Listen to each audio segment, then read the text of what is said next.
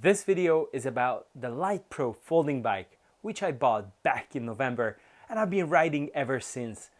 I purchased it as a part of an experiment to see if you can save some money on a Brompton and still get a decent bicycle. So instead of giving you a full review of the bike, I'm going to highlight some of the things that I love about it, some of the things that I'm not very fond of, and some of the things that I hate about it. So let's start with the good things.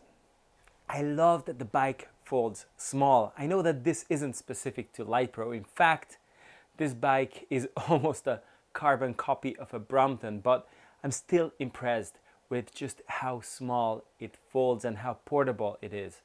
I love that, unlike on a Brompton, the front wheel doesn't touch the rear wheel when you put the bike in the kickstand mode.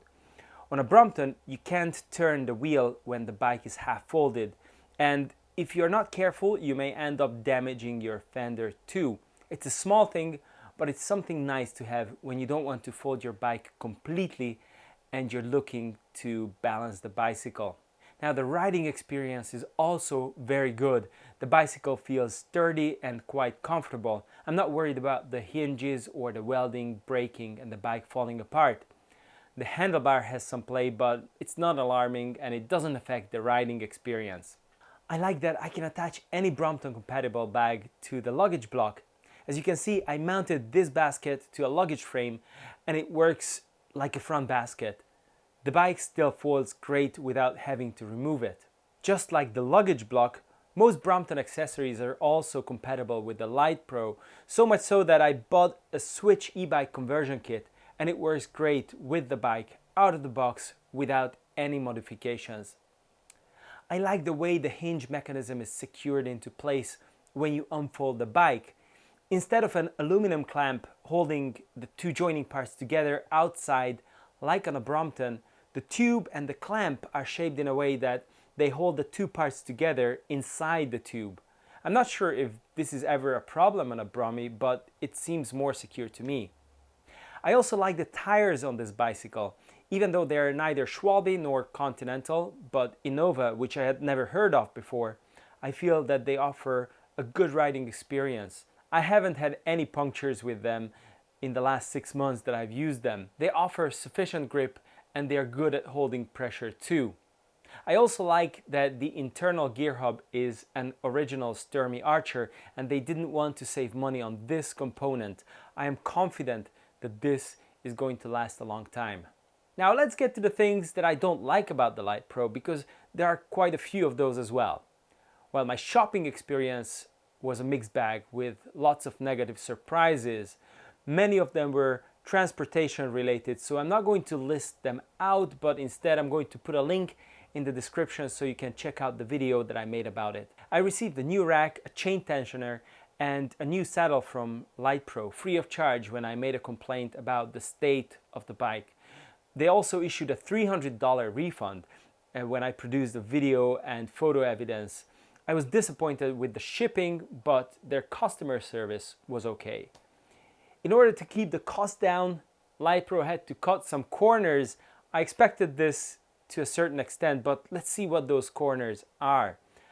My biggest gripe with the bike was just how ineffective the brakes were. No matter how I adjusted the cable, the brakes just wouldn't bite and stop me in time. This became very evident once I put on the switch kit that provides extra power to push me forward. Now, thankfully, the problem was the quality of the brake pads, and once I replaced them, I was able to stop much sooner, so now the brakes are working great. Another big disappointment was the external derailleur, which failed to shift between the rear cogs. To this very day, I haven't been able to adjust it properly because it seems that it has a problem with the way it's shaped. I asked for a replacement part from Litepro, but they only sent me a chain tensioner, but not the part that I actually needed.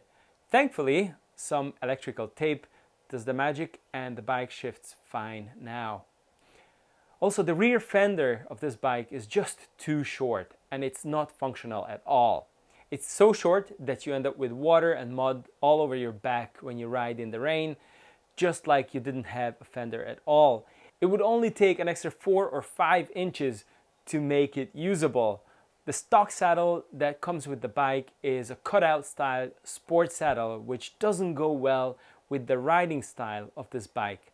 It's quite narrow and very firm, and it makes riding the bike very uncomfortable. Not to mention that since it is coupled with this really stupid fender, when I rode it to work in the rain, my pants ended up wet and muddy in the Great Divide region, giving everybody the impression that I had seriously messed up my stomach the night before. Now, I had to replace the saddle for a new one, which is much more comfortable. It's well padded and it suits the riding style of the bike a lot better. The wheels are fine for the most part, except that the front wheel spokes gave popping noises because they weren't tensioned properly. This is quite easy to rectify if you have the tools and the knowledge, but the spokes of a bike, especially of a brand new bike, should be properly tensioned out of the box. The rear shock absorber block was another disappointment. It was so stiff that it was impossible to compress it, and it resulted in a very harsh ride. Ever since, I have replaced it with a new spring shock absorber, and it makes a huge difference. The seat post that the bike came with was also too short for my height. Just for reference, I am 180 centimeters, which is about 5'11", so I don't even count as a tall person. I replaced the seat post with this longer one, which makes it possible for even taller people to ride the bike. Another annoyance is the fact that the telescopic easy wheel made by Litepro isn't compatible with the bike. I purchased this separately. You can mount it on the wheel mounts holders, but it was clearly not designed with the same width in mind, which is a big oversight in my opinion. We've listed so many things about this bike. If your standards are very high and you don't accept anything than a perfect bike, then this is not the bike for you. This is definitely not a Brompton, and this is definitely not Brompton customer service, but still a very likable bike to ride in my opinion. It rides and handles well, but it has a lot of quirks that you need to get used to. Whether it's worth getting or not depends on what your budget is and what you're after. If you want a bike that's not going to give you any issues and everything works out of the box, then this is probably not the bike for you. Spend some extra money or save up for a Brompton and you're going to have a much more pleasant overall experience. On the other hand, if you're cash strapped or you want to save some money and you don't mind tinkering with a bike and fixing things when they don't go the way you expect them to go, or you're happy to replace some parts to make the bike more comfortable, then you may have found a relatively inexpensive 6-speed folding bike that definitely turns heads. What's more, ever since I mounted the Switch e-bike kit on this bike, it became so much fun to ride that this has become my go-to bike for all the shorter rides to get things done, even though I live in a hilly area.